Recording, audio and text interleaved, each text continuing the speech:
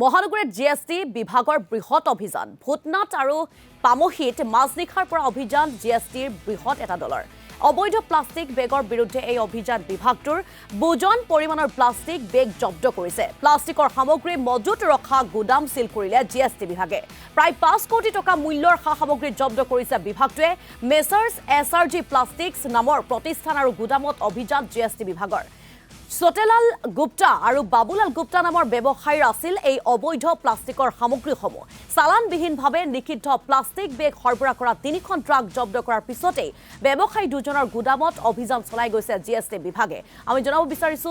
ক্ষিপ্ৰতাৰে জিএছটি বিভাগে কালিৰ পৰা অভিযান অব্যাহত ৰাখিছে মহানগৰীত জিএছটি বিভাগৰ এই বৃহৎ অভিযান ভূতনাথ আৰু পামহিত মাজনিশাৰ পৰা অভিযান চলাই গৈছে জিএছটিৰ বৃহৎ দলে অবৈধ প্লাষ্টিক বেগৰ বিৰুদ্ধে এই অভিযান চলাইছে বিভাগটোৱে বুজন পৰিমাণৰ প্লাষ্টিক বেগ জব্দ কৰিছে জিএছটি বিভাগে আৰু লগতে প্লাষ্টিকৰ সামগ্ৰী মজুত ৰখা গুদাম সিল কৰে জিএছটি বিভাগে প্ৰায় 5 কোটি টকা মূল্যৰ সামগ্ৰী জব্দ কৰিবলৈ সক্ষম হৈছে বিভাগটোৱে মেসাৰ্স এছআৰজি প্লাষ্টিক্স নামৰ প্ৰতিষ্ঠান আৰু লগতে গুদামত অভিযান চলাইছে জিএছটি বিভাগে সতেলাল গুপ্তা আৰু বাবুলাল গুপ্তা নামৰ ব্যৱসায়ীৰ আছিল এই অবৈধ প্লাষ্টিকৰ সামগ্ৰীসমূহ চালানবিহীনভাৱে নিষিদ্ধ প্লাষ্টিক বেগ সৰবৰাহ কৰা 3খন ট্ৰাক জব্দ কৰাৰ পাছতে ব্যৱসায়ী দুগৰাকীৰ গুদামত অভিযান চলাই গৈছে জিএছটি বিভাগে গতিকে আমি অধিক তথ্য জানিবৰ বাবে আমাৰ জ্যেষ্ঠ সাংবাদিক ঋতিক কৌশিকৰ কাষলৈ যাবলৈ বিচাৰিছো ঋতিক কৌশিক জিএছটি বিভাগে অভিযান চলাই কিবা আপত্তিজনক নথিপত্ৰ জব্দ কৰিবলৈ সক্ষম হৈছে নেকি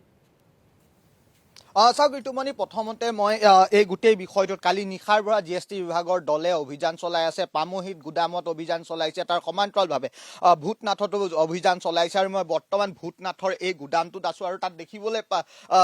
যদি আপুনি দেখিছে কেনেধৰণে বস্তাই বস্তাই যি প্লাষ্টিকৰ বেগ পলিথিন বেগ সেই পলিথিন বেগ কেনেধৰণে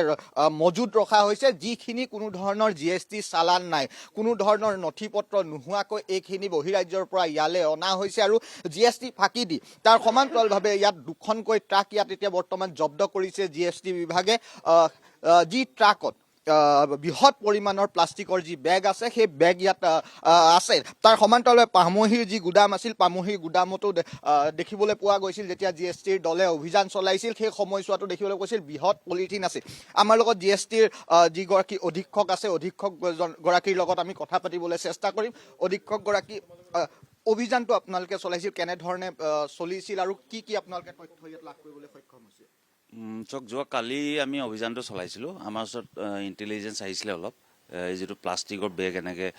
একচুৱেলি এইটো ট্ৰেইনত আনি ট্ৰান্সপৰ্টাৰৰ গাড়ীৰ সহায়ত তেওঁলোকে গোদামত আনে মানে গোদাম এওঁলোকৰ যি আমি দুটা জেগাত গোদাম পাইছোঁ এটা আপোনাৰ পামহিত আছে আৰু ইয়াত আপোনাৰ এটা ভাগকৈ ৰখা আছে তো কালি ৰাতি আমি 12টা বজাত 3খন গাড়ী আমি ধৰিছোঁ তো দুখন গাড়ী ইয়াত আনলোড কৰি থকা সময়তে আমি ধৰি পিনি যেতিয়া আমি কাগজ পত্ৰ চাইছোঁ একো কাগজ পত্ৰ তেওঁলোকৰ ওচৰত নাই মানে গোটেই বস্তুখিনি আপোনাৰ উইদাউট মানে জিএছটি যিটো প্ৰপাৰ ডকুমেণ্ট থাকিবলৈ কোনো ডকুমেণ্ট নাছিলে তেওঁলোকৰ ইয়াত কেনেধৰণে এইখিনি যেতিয়া অনা হয় কেনেধৰণৰ প্ৰক্ৰিয়াৰ মাজেদি আনিব লাগে জিএছটি আগতে দিব লাগে নে পৰৱৰ্তী সময়ত দিব লাগে এই ক্ষেত্ৰত চাওক বস্তু যেতিয়া আপোনাৰ এতিয়া যিটো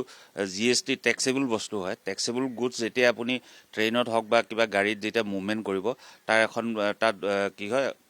প্ৰপাৰ আপোনাৰ ডকুমেণ্ট থাকে যিখন আমি জিএছটি ইনভইচ বুলি কওঁ প্লাছ আপোনাৰ যদি বস্তুটো ভেলু এবভ 50,000 হয় তাত আপোনাৰ ইউএ বিল এখন জেনেৰেট থাকিব লাগে তো এই বস্তুখিনিত আপোনাৰ না ইউএ বিল আছে তেওঁলোকৰ না জিএছটি বিল আছে তো সেই দুখন মেইন ডকুমেণ্ট সেই ডকুমেণ্টকেইটা নাথাকিলে আমি বস্তুবিলাক আমি ইণ্টাৰচেপ্ট কৰিব পাৰোঁ আৰু এই ক্ষেত্ৰত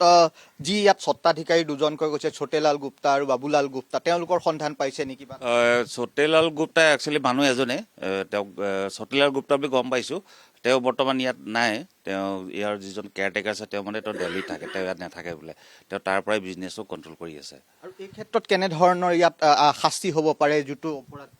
অপৰাধ চাওক এতিয়া আমি ইয়াৰ যিটো কোৱান্টিটি পাইছোঁ এইটো পূৰা ভেৰিফিকেশ্যন কৰা হ'ব ভেৰিফিকেশ্যন কৰাৰ পিছত আমি টোটেল যিটো টেক্স এমাউণ্ট ওলাব বা তাত ইণ্টাৰেষ্ট পেনাল্টিও লাগিব সেই এমাউণ্টটোৰ ওপৰত ডিপেণ্ড কৰিব যদি আমাৰ এতিয়া এজ পাৰ জিএছটি ল চাব যাওঁ যদি আপোনাৰ টেক্স ইভেশ্যন এমাউণ্ট এবভ 2 crores হৈ যায় তেতিয়া আমি এইটো এৰেষ্ট প্ৰভিজনো আছে ইভেন 5 crores যদি প্লাছ হয় তেতিয়া এইটো নন বেইলেবল অফেন্সৰ পৰা যিটো আমি এৰেষ্ট কৰিব পাৰোঁ তো এতিয়া চাওঁ আমি আফটাৰ ভেৰিফিকেশ্যনে কমপ্লিট কৰা ভেৰিফাই কৰা বা কোৱান্টিফিকেশ্যন কৰাৰ পিছত আমি একচুৱেল যিটো ইভেশ্যন এমাউণ্ট বা যিমান কৰ ফাঁকি কিমান একজেক্ট এমাউণ্ট হৈছে সেই এমাউণ্টটো আমি হিচাপ কৰাৰ পিছতহে আমি ক'ব পাৰিম এই ক্ষেত্ৰত আপোনালোকৰ এতিয়া পৰৱৰ্তী হ'ব আপোনালোকে এইখিনি ভেৰিফিকেশ্যন কৰিব এমাউণ্ট কিমান হ'ব সেইখিনি কৰিব তাৰ পৰৱৰ্তী সময়ত আপোনালোকৰ তাৰ পৰৱৰ্তী আমি তেওঁলোকক ডিমাণ্ড নটিচ দিম এইটো আমাৰ প্ৰহিবিশ্যন কৰা হ'ব বস্তুটো যেতিয়ালৈকে তেওঁলোকে টেক্স ইণ্টাৰেষ্ট পেনাল্টি যিটো আমি দিম তেওঁলোকক ডিমাণ্ড তেওঁলোকে পে' কৰিব নোৱাৰিব এই গুডছখিনি আমি প্ৰহিবিট বা তেওঁলোকক হেৰি কি আমাৰ আণ্ডাৰত থাকিব চিজ কৰি থ'ম এনেকুৱা অভিযান আপোনালোকে পূৰ্বেও বহুকেইটা চলাইছে ইয়াত আপোনালোকে প্ৰাৰম্ভিক অৱস্থাত কিমানমান টকাৰ সামগ্ৰী হ'ব বুলি এতিয়া আমি অনুমান কৰিছোঁ গোটেই দুইটা গুদাম মিলাই এইটো আপোনাৰ এবভ 5 crores মানৰ এমাউণ্ট এটা ওলাব 5 crores এবভ যাব ধন্যবাদ এয়া আছিল GSTৰ অধীক্ষক মনোজ কুমাৰ দুৱৰী আৰু ইতিমধ্যে যি অভিযান তেওঁলোকে অভিযান অব্যাহত আছে এই যি বৃহৎ পৰিমাণৰ যি পলিথিন বেগ আছে প্লাষ্টিকৰ বেগ আছে সেই বেগসমূহৰ তেওঁলোকে ভেলুৱেশ্যন উলিয়াব তেওঁলোকে কিমান কৰ ফাঁকি দিছিল সেইটো উলিয়াব আৰু পৰৱৰ্তী সময়ত তেওঁলোকে আইনী ব্যৱস্থা গ্ৰহণ কৰিব যি হয় আৰু এনেধৰণে এতিয়া দেখিছে নহয় দুখনকৈ ট্ৰাক ইয়াত আছে 3খন ট্ৰাক নিশাটোৰ ভিতৰত জব্দ কৰিবলৈ সক্ষম হৈছিল আৰু সেই ট্ৰাকসমূহত যদি আমি চাওঁ চাওক বৃহৎ পৰিমাণৰ যি প্লাষ্টিক বেগ যোনটো কৰ নিদিয়াকৈ অসমলৈ অনা হৈছিল ৰেল যোগে প্ৰাৰম্ভিক অৱস্থাত অনা হৈছিল আৰু তাৰপিছত এনেধৰণে ট্ৰাকত লৈ তেওঁলোকে বিভিন্ন গুদামত তেওঁলোকে এইখিনি মজুত ৰাখিছিল আৰু সেই ট্ৰাককে ইণ্টাৰচেপ্ট কৰি এতিয়া বৰ্তমান সময়ত GST বিভাগে যি অভিযান সেই GST বিভাগৰ অভিযান এতিয়া অব্যাহত আছে গুৱাহাটীকে ধৰি ৰাজ্যৰ বিভিন্ন স্থানত GST এনেধৰণৰ বৰ্তমান সময়তো অভিযান অব্যাহত ৰাখিছে যিসকলে কৰ ফাঁকি দি সামগ্ৰী অসমলৈ আনিছে আৰু সেই সামগ্ৰীসমূহ যাতে কৰ ফাঁকি দি আনিব নোৱাৰে তাৰ কাৰণে এনেধৰণে এতিয়া GST বিভাগে অভিযান চলাই আছে আৰু এই অভিযানো তাৰে এটা অংশ ঋতুমণি ধন্যবাদ জনাইছোঁ ঋতিক কৌশিক অধিক তথ্য জনোৱাৰ বাবে আৰু এনেদৰে কৰ নিদিয়াকৈ আচলতে বৃহৎ পৰিমাণৰ প্লাষ্টিক বেগ অসমলৈ লৈ অনা যি কাৰ্য সেই কাৰ্যৰ পাছতে GST বিভাগে অভিযান ক্ষিপ্ৰতাৰে চলাই গৈছে অসমৰ বিভিন্ন প্ৰান্তত এইসমূহ সামগ্ৰী দীৰ্ঘদিনৰে পৰা যোগান ধৰি অহাৰ অভিযোগ উত্থাপিত হৈছে চটেলাল গুপ্তা নামৰ এগৰাকী ব্যৱসায়ীৰ বিৰুদ্ধে গুৰুতৰ অভিযোগ উত্থাপিত হৈছে তেওঁ বাহিৰত থাকি এইসমূহ ব্যৱসায় চলাই যোৱাৰ অভিযোগ উত্থাপিত হৈছে গতিকে চটেলাল গুপ্তাৰ সন্ধানত এতিয়া GST বিভাগে অভিযান চলাই গৈছে গতিকে তেওঁক যদি গ্ৰেপ্তাৰ কৰিব পাৰে তেতিয়া হয়তো বহুতো ন তথ্য পোহৰলৈ আহিব